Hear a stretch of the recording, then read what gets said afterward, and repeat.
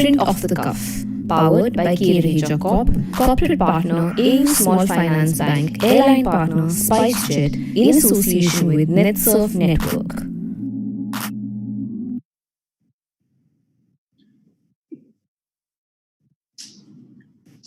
On Off the Cuff, I'm so happy we now have a double delight over 2 days.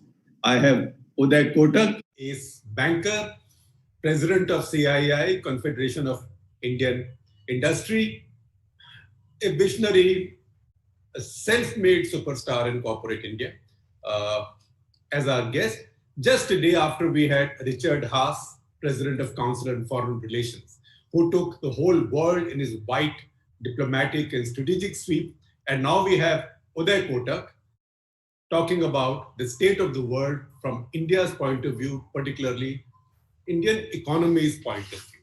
Because the hat Uday wears today is not that of the chairman, the MD and CEO of Kotak Bank, or if I may say so by way of full disclosure, as one of our brilliant investors, but the hat he wears today is that of the visionary who heads CII. So he looks at the larger policy issues.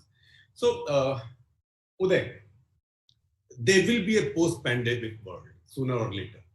I'm not asking you to predict when it will happen because no virologist, no epidemiologist, no astrologer, no Baba, no peer, nobody can say that. Even Xi Jinping can't say that. So when that world comes about, what will that world look like, particularly for India?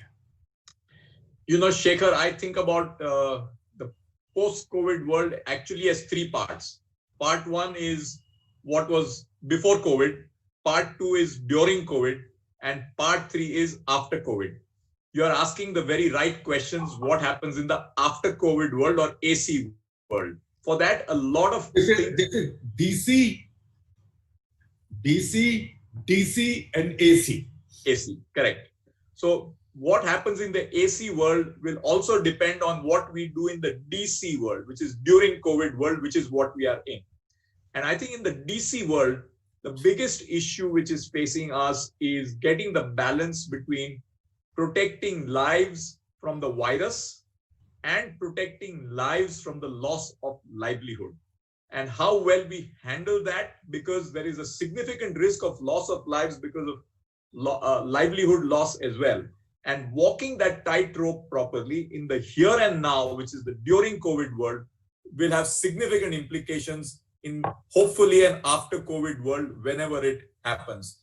And therefore, immediate focus has to be to take care of lives and livelihoods, whatever it takes in the short run. And then as we think about the after COVID world, we have to start preparing for what I think are the three very important foundations, because we are building India for a new world. And the three key foundations within the theme of building India for a new world, first is by far healthcare. India spends 1.3% of its GDP on healthcare. The US spends 14%. Germany spends 10%. Even China, which is 4 times our economy, spends 3%. Therefore, the first job is to medium term increase our spend on healthcare, which includes sanitation, medication, doctors, nurses, hospital infrastructure, telemedicine, rural medication. The whole works around healthcare as number one. And Shekhar, what normally happens in the field of healthcare is for last 40, 50 years, we in India have said, we don't have the budget space now, we will do it later. And the later doesn't seem to have come for the last many, many years. Time is now. The crisis is a big opportunity for us to invest medium term in healthcare. So that is one. Second, Shekhar, is education.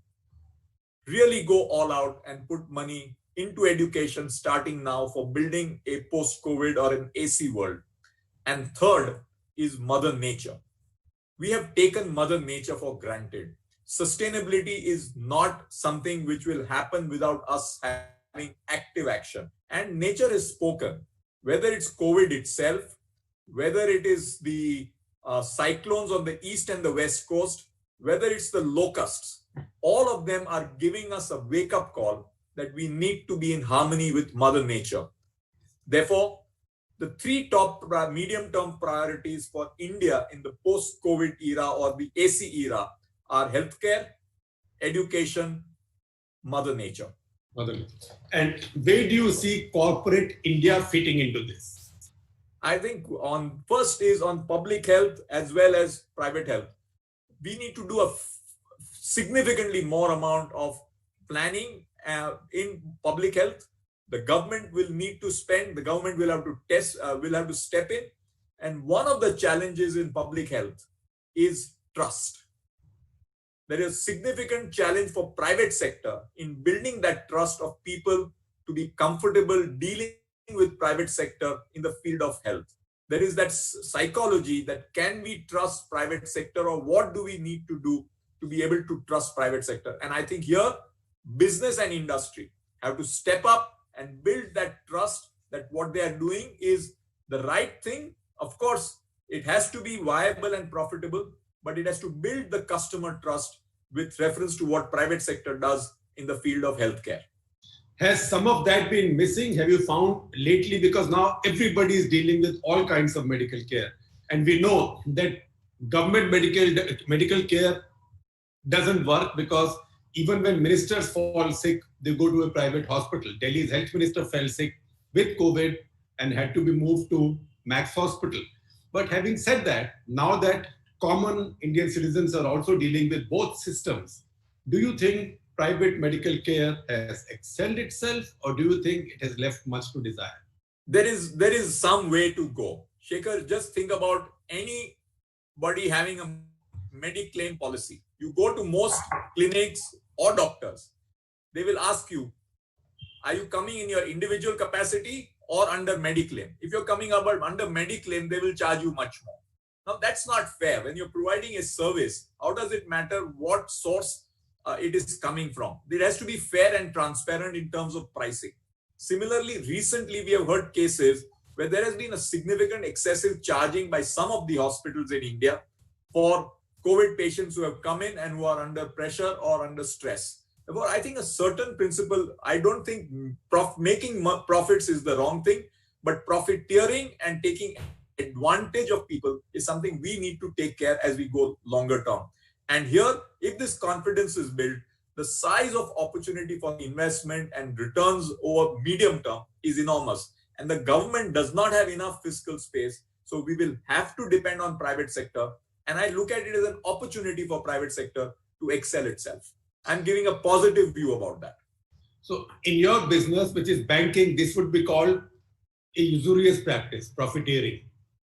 In my view, one is profiteering, but even more trust. Finally, if I look at our business, the depositor has to trust the institution where they are putting money. Same thing is with a hospital, a clinic, a doctor, or a service in healthcare.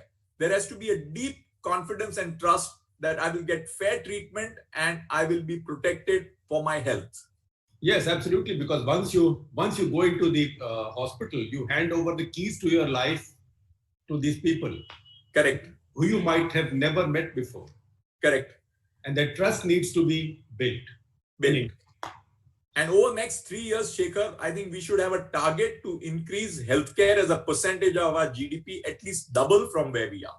And that is a huge opportunity for business. At the same time, the government will have to step up and prioritize where it spends its money, because there's a limited amount of money government can spend. It'll have to make the tough choices where to use the money. And healthcare has to be a priority. Since I'm a compulsive editor, I would suggest an editing change, which is that over the next 10 years, not only should we try to increase the health budget as a percentage of GDP, but also focus on increasing our GDP at a much higher rate than we've been doing lately. Right. And how do we do that? Right. On that, Shekhar, I think we have to be clear about some very major changes which we have to be aware of as we talk. The first major change which is happening is the world is rebalancing between the physical world and the digital world. So digital world tends to be far more productive, less personal, and more surgical in its approach. Therefore, but the customer or the consumer is deciding the choices. When a customer decides that she is going to shop online rather than going to a store, it is not the business decision, it is not the decision of the government, but it is of that customer. If this shift is happening, we have to recognize this. We have to rebalance the physical and digital world requirements. And I think about us, Shekhar, as we were discussing, if say we were all 80 to 90% in the physical world before COVID and 10 to 20% in the digital world, and today we may be 90% plus in the digital world, I think the balance is something which is, in my mind, around 50-50 between the physical and digital world. And it is this transformation which will have significant implications on the economy and business models, travel, tourism, spending habits, telecom, technology, artificial intelligence. All those will change the levers of where the economy will grow. And out of this, Shekhar, there is also another important issue, the issue of reskilling, because a lot of people will be displaced from their normal jobs. How are we going to handle that? I think that's another important consideration. And that will bring us to the future of jobs, the safety nets around future of jobs. That's the other issue we need to address. And finally, in terms of economic growth, there are 4 levers of economic growth: private investment, consumption, net exports, and government spending. Last few years, India has disproportionately depended on government spending for our economic growth. Time has come for us to spur private investment. And the animal spirit which Indian entrepreneurs have historically had, we need to rekindle it and really fire that for us to take a call that the future is changed, but the future can be bright. It is like saying grandpa days. I say it very often. My grandpa went through the Depression, the World War II. He was born in 1906, and that was the peak of his youth. And he has seen the bad times. So he would tell me stories of those bad times. But the fact of the matter is, post those bad times, we got some of the best times in the history of the world. And therefore, this too shall pass, and we will get better times. We have to be taking that conviction call and putting money to work at the right time.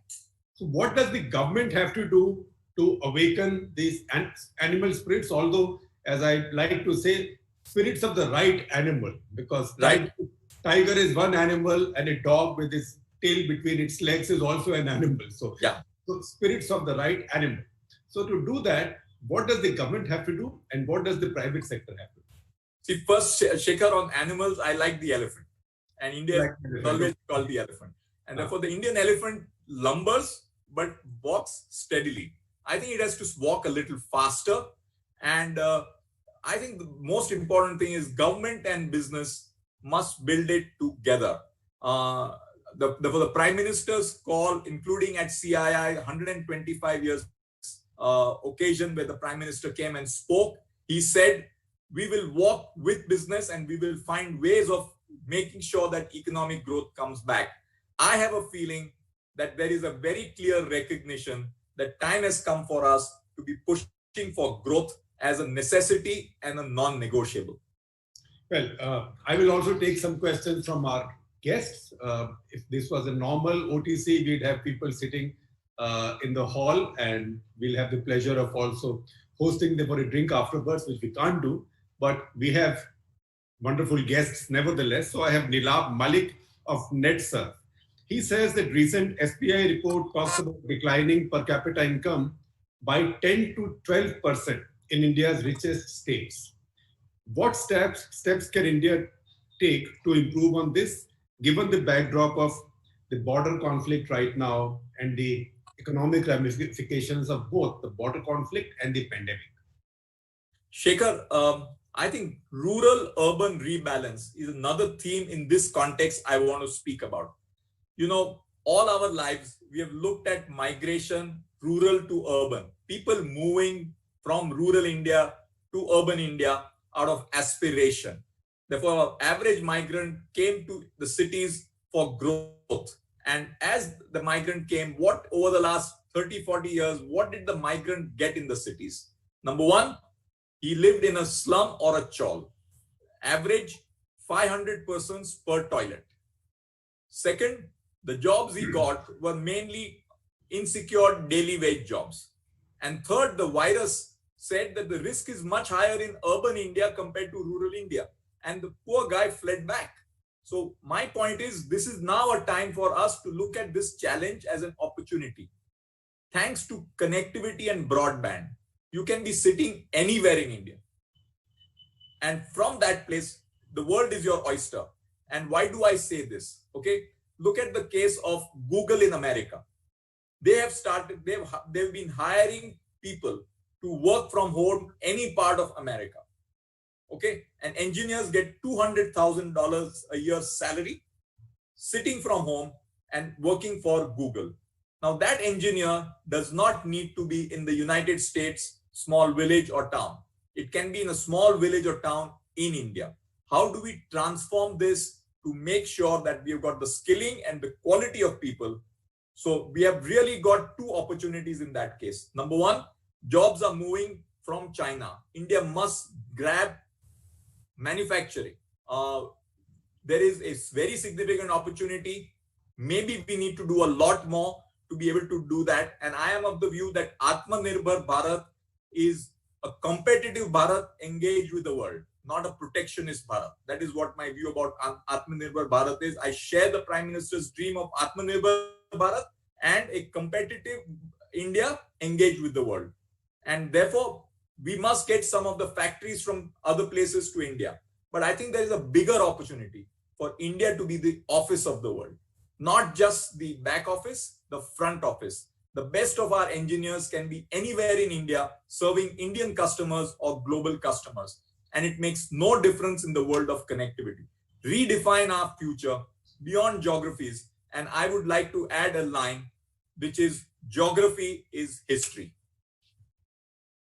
Okay, so I have my colleague Ramya Nair, who I think you know, who says a new discussion paper on corporate governance by RBI seeks to cap the term of bank promoters as CEO for 10 years. This comes closer to bank, but not about yourself. This is about the sector. If the norms are finalized by RBI, how do you think it will be a good idea, and who will be affected and how?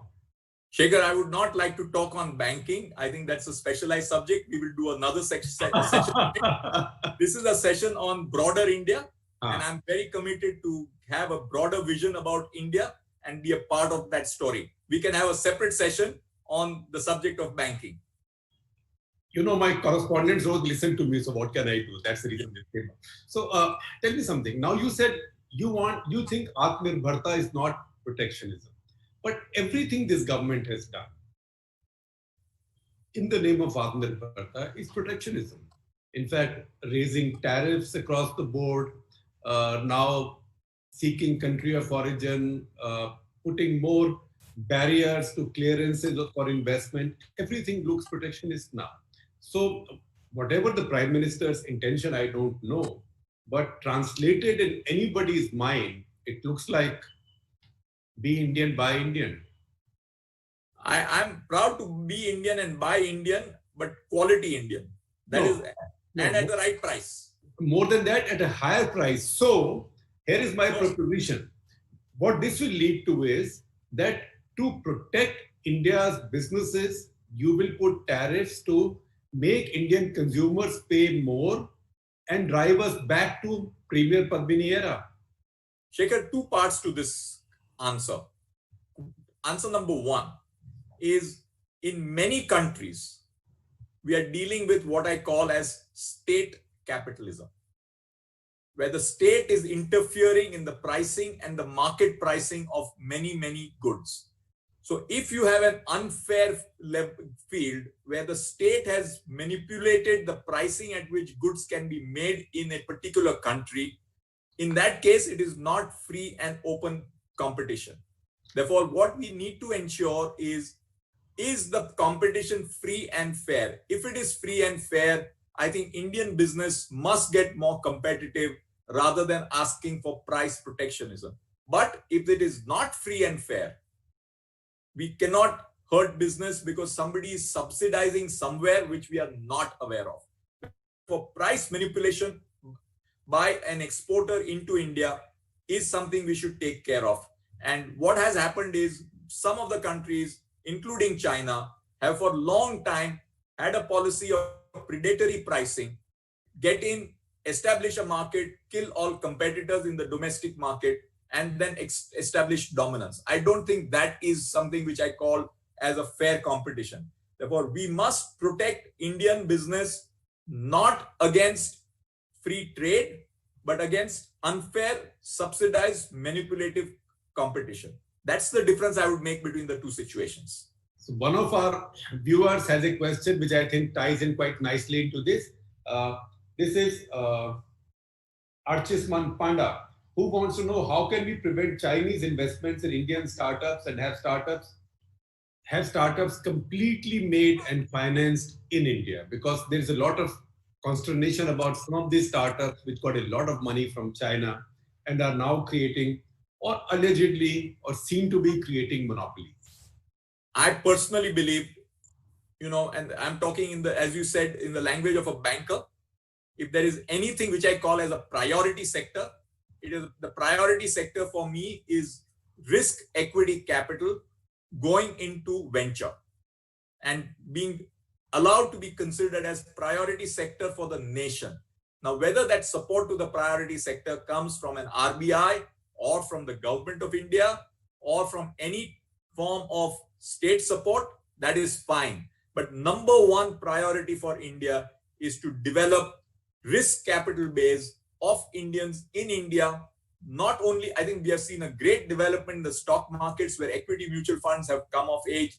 We need similar kind of development in private equity, alternate investment funds, and strong savings boost of Indian savers going into risk capital, into well-governed entrepreneurs. The challenge in India is we get entrepreneurs, we also have to ensure top quality governance. So how do you ensure this? Give us an agenda plan. My view on governance is, Shekhar, it's one of the simplest things to do. If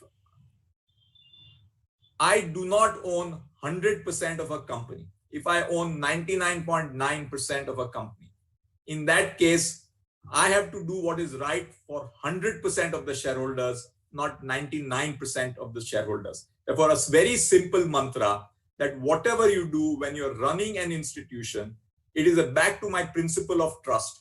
You have to build it on the trust that it is run for the benefit of the 100% of the stakeholders and not just a majority or a significant part of the stakeholders.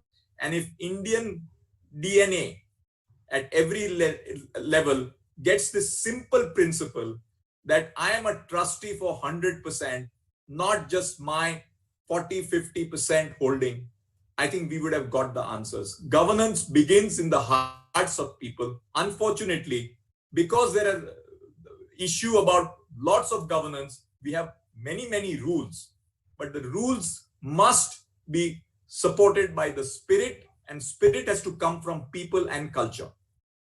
So I have Partho Das Gupta, who wants to know if the government doing enough to boost demand, and he says he can see the government is trying to ensure credit flow, but will it work unless government can do something to increase demand? Shekhar, first I must share with you a very good scheme which is working on the ground as I talk to you, which is the MSME guarantee scheme.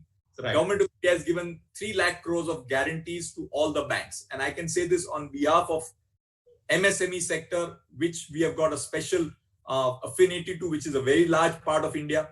This 3 lakh crores is going very well. And I would like to believe we may use almost all of it so that MSME sector will get 3 lakh crores from the banking and the NBFC sector guaranteed by the government of India. 20% of their existing loans. So I think that is a big boost. Second, Shekhar, on this demand, let me just step back and take you through the whole challenge between fiscal deficit and financial stability. If you look at and without getting too technical, if you look at the amount of deficit of center and states, which was planned before COVID, which is in February, it was 6.5% of GDP, center plus states. As things look today, it is likely to be between 11 and 12% of GDP, which means 5 percentage points higher. It is because of loss of revenue and loss due to COVID. On this, 5 percentage points on a 200 lakh crore economy is 10 lakh crores is the pain and the loss which is already sitting on the government's balance sheet. So indirectly, whatever is the pain out of COVID, 10 lakh crores is taken by the government. I do believe that it goes back to my first point.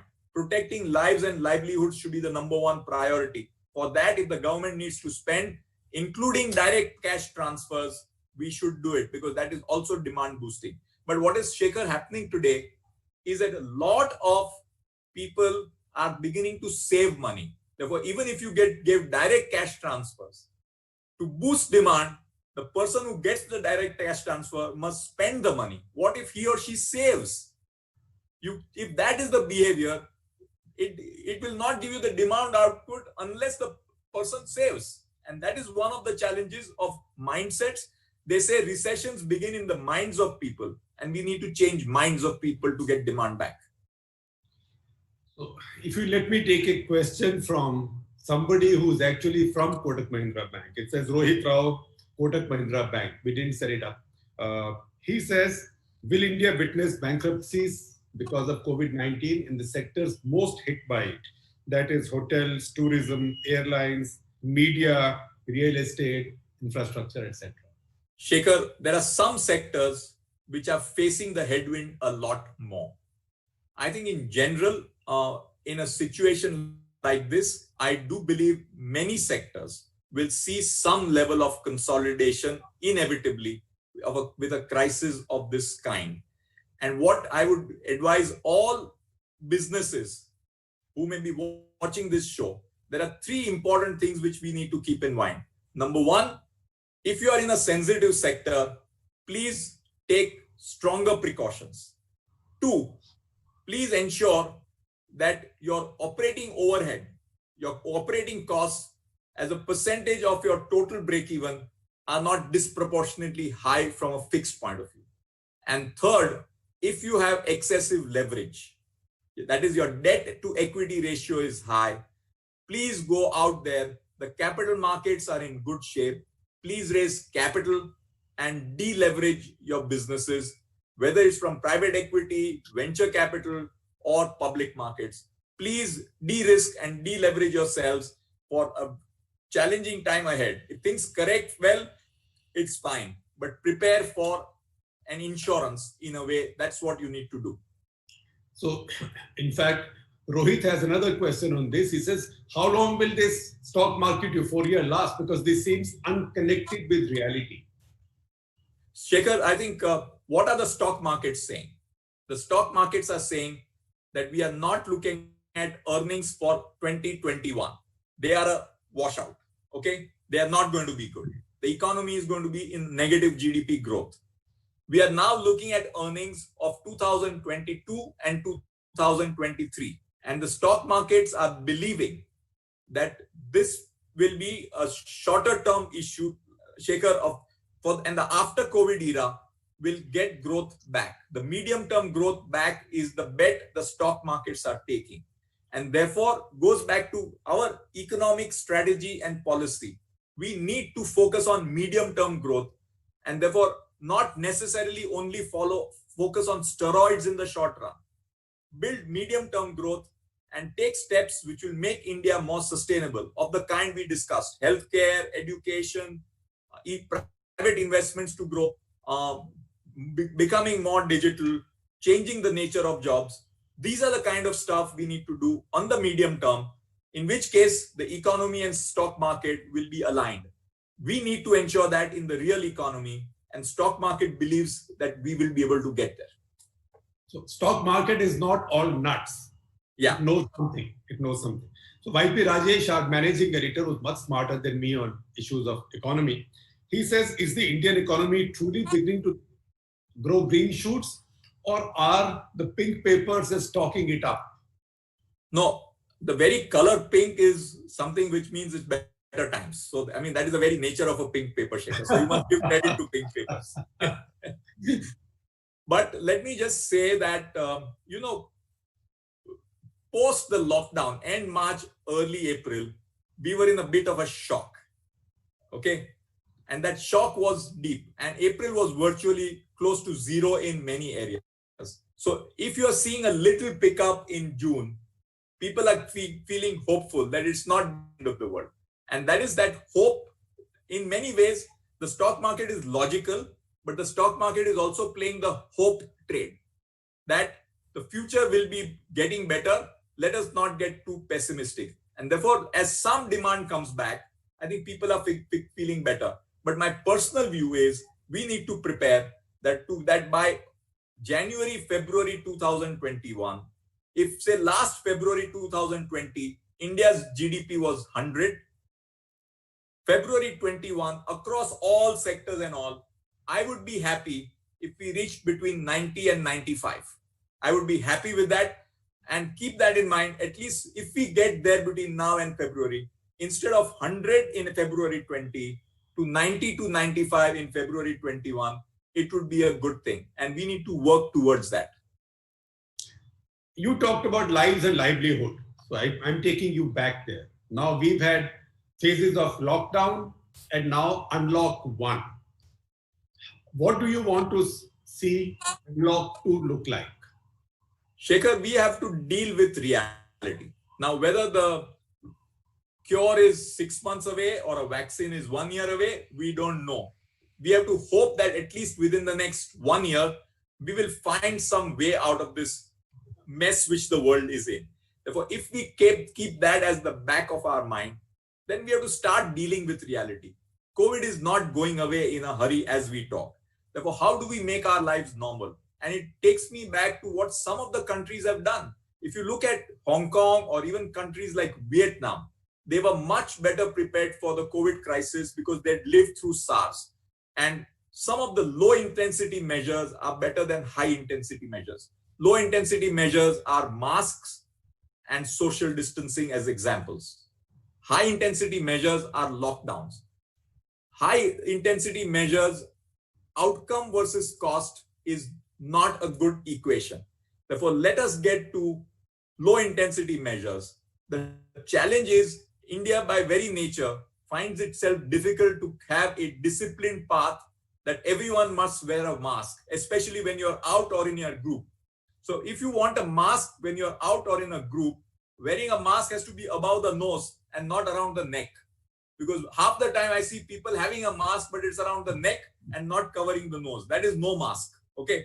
Second is social distancing. I understand the challenges of small homes, but when you are out, let's just take a discipline of having between 4 to 6 feet distance and just create a rigor around it. If you notice, Hong Kong has got a better control. Even Vietnam has got better control because they are following low intensity measures with discipline and rigor. India needs discipline, and let us not have creativity in the field of getting our COVID reaction better. Some examples of creativity which may have gone overboard? No, I just find people, even now, I see many places, groups of people too close to each other, not wearing masks and saying everything will be okay. We are at risk. Therefore, why don't we reduce the probability of risk by simple measures? And it's crazy. And the mask example I gave you, it just shocks me. Well, we don't know much about this virus, but if there's one thing we all know very well, this virus does not like arrogance. You better be very humble, because you try and make fun of this or mess with this virus, it will punish you. Ask Boris Johnson, Bolsonaro now, what's happening in Brazil, Donald Trump. So this virus has a big ego, don't mess with it. So that's a good point. Now, Ramya Nair, I'm coming back to her. She says that government announced a 3-month moratorium on these loans to give people some relief. Do you think it would have been better if government had actually given a one-time restructuring and paid for it? See, I think hindsight is always 2020. Okay. Right. But we are where we are. And of course, the matter is in Supreme Court. And I have a view on this.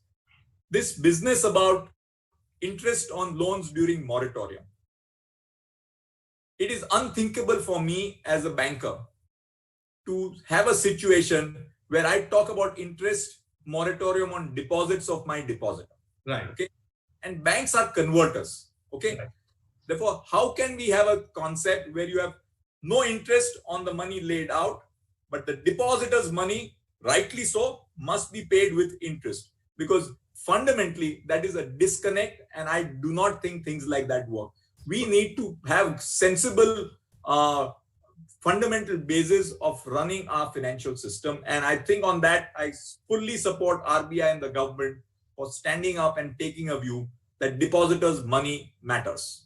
Well, there I agree with you, because to do it the other way would be distortionary. But the point here is, could the government have paid up this money? And that had given a little bit more support. Would it have been money well spent? Shekhar, the issue really is, what is the capacity of the government to spend money, and what are the choices to be made? Should this money, additional money, be spent in this moratorium, or should it be spent in medium-term build-up of Indian healthcare? Those are the choices we need to take a call on. It's very easy to give money which is urgent and immediate, but also need to keep in mind that what is important for India's future also needs to be invested in. And on the just a little bit on the financial side, in that context, India's debt to GDP before the COVID crisis was government debt to GDP was around 70%.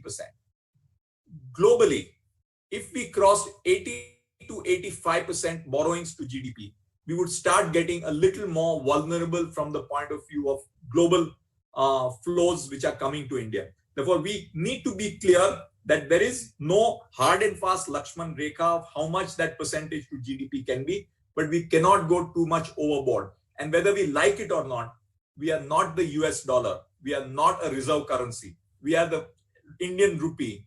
And at least for a long time, we will remain an Indian rupee and not a reserve currency in a hurry. Now, those are very sensible thoughts. Now, how do you balance, or how do you put, or how do you structure your own idea of universal basic income within the needs for fiscal discipline, fiscal limitation, borrowing limitations?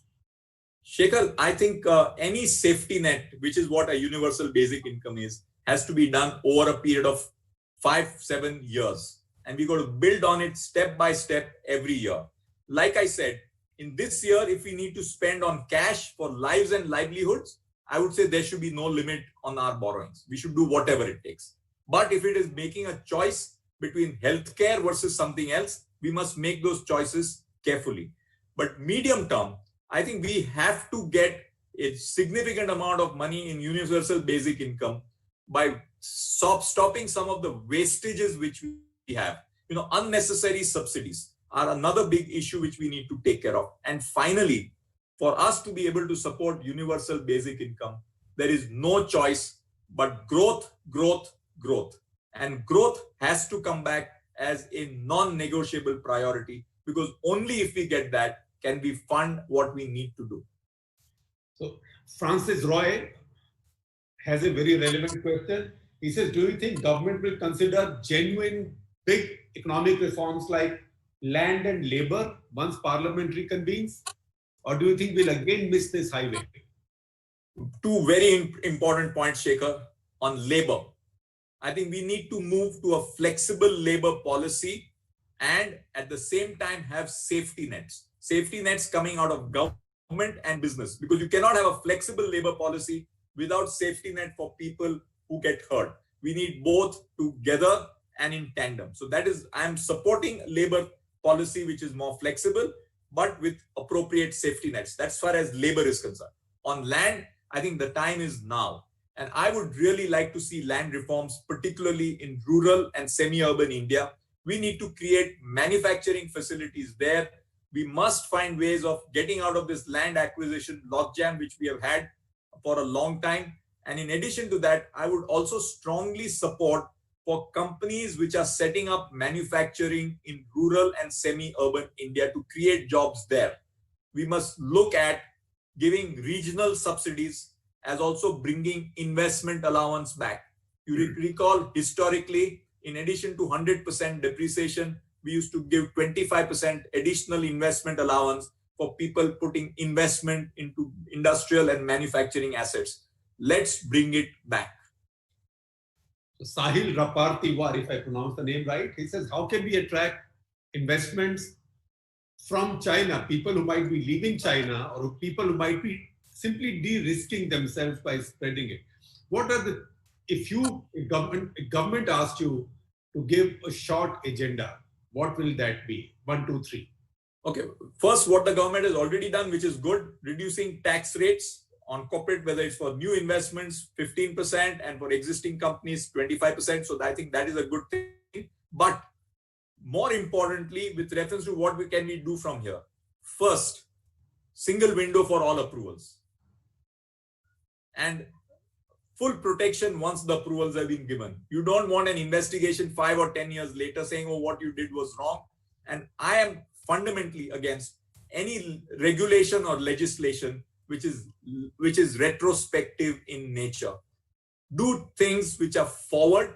Don't do things which are backward and changing the past. Therefore, first, give any investor, domestic or international, the comfort that if I come into India, whether I'm domestic or international, these are the rules of the game, and I will not be subject to endless litigation and tax and other issues 5 years or 7 years later. So that is one. Single window approvals and make it simple. Second, most important is mindset. A risk taker, a person who's taking risk with his or her money and putting it to work, has to be respected. We need to change this attitude of society, which has looked down in many ways upon risk takers in terms of saying, oh, India is such a great opportunity, so what's the big deal? The fact of the matter is, if India aspires to get its growth back to 7, 8, 9%, you have to salute the risk takers. They have the bedrock. It is not going to be people who put money without risk into public deposits of safety, which will build the India of the future. It is people who will take the risks and respect risk takers. I think that's an extremely important thing. And third, what you rightly said is land and labor reform is the most important thing. Do you see a coming recession or do you see a recovery? That is Mayank Gandhi, and he wants to know what can the government do to make sure it's not a recession but a recovery? I think if we invest medium term and get our priorities on investing right, as we discussed, healthcare, education, whole area of rural-urban rebalancing, recognizing digital and physical world changes, going all out to encourage private investment. If we can get this right, we have a medium-term growth opportunity. The markets, stock markets seem to be betting on it. We must make sure that the economy proves them right rather than wrong. This whole business of dealing with the tax people, the friction of dealing with the tax people, and people use expressions like tax terrorism, government says ease of doing business. Where exactly is this compact between entrepreneurial India and the tax department? And what can be done to improve it or to reduce that friction? See, my view is anybody who is in a position of taking decisions or regulatory calls or policy calls. My view is that we have become too much of what I call as lakir ka fakir.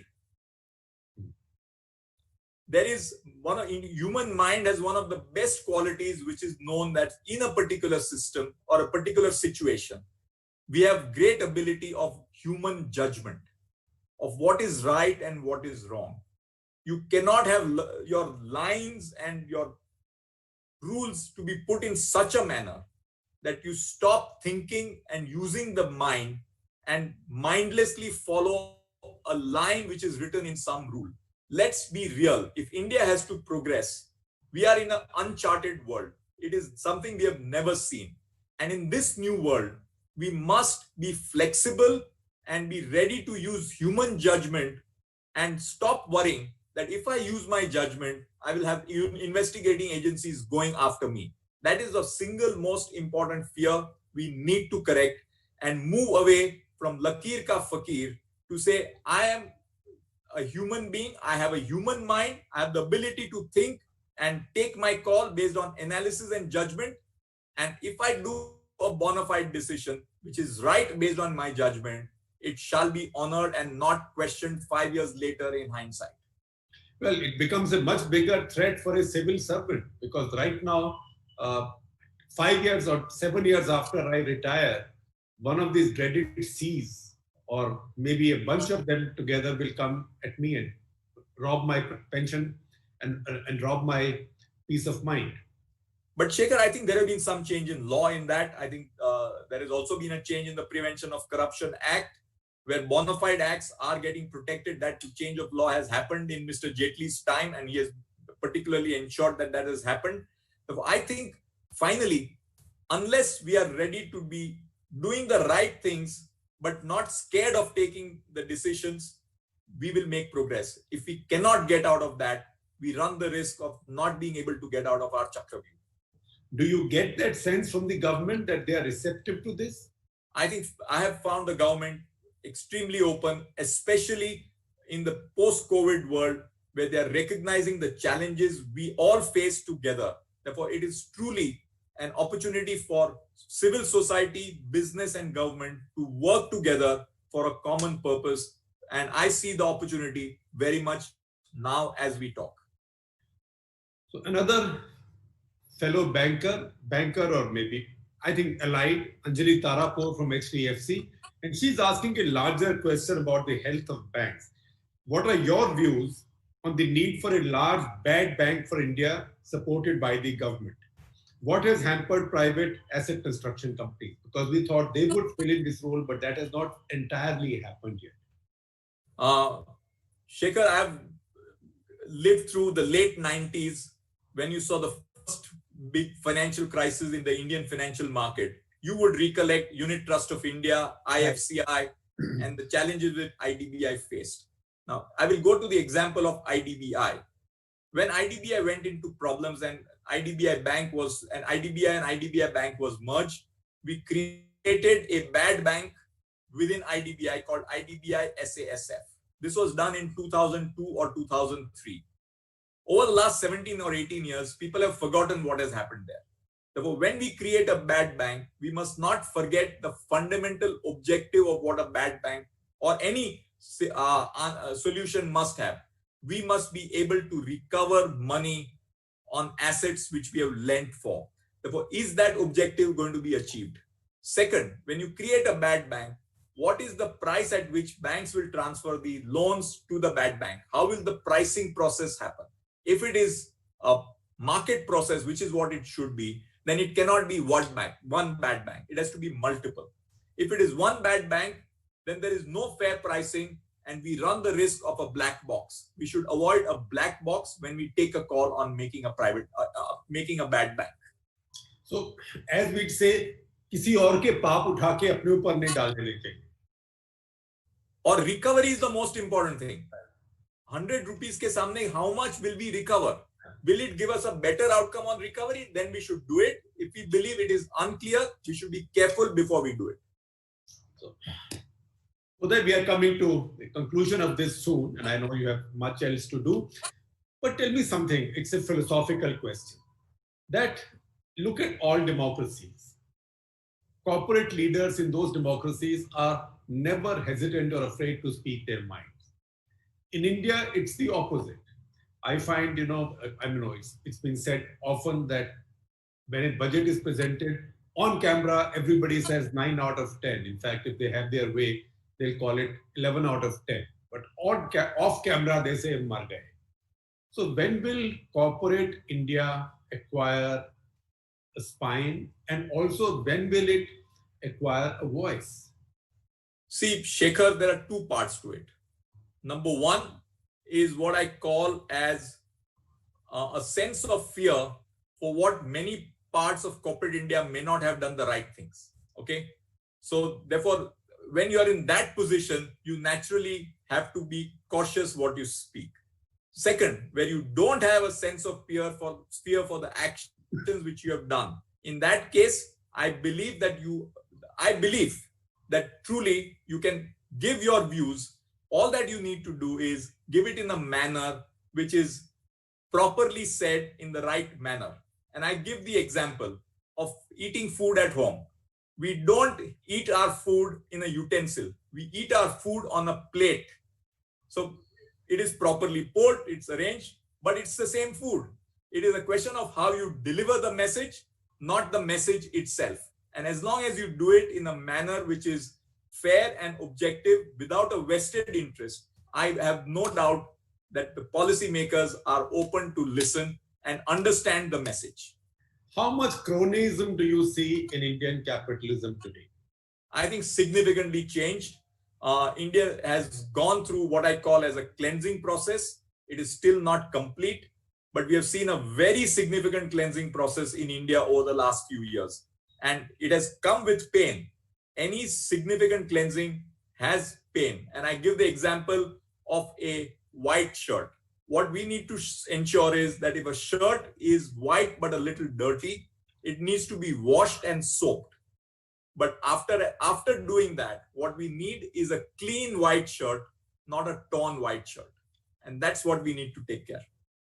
So you should not wring it so hard that it tears. Yes.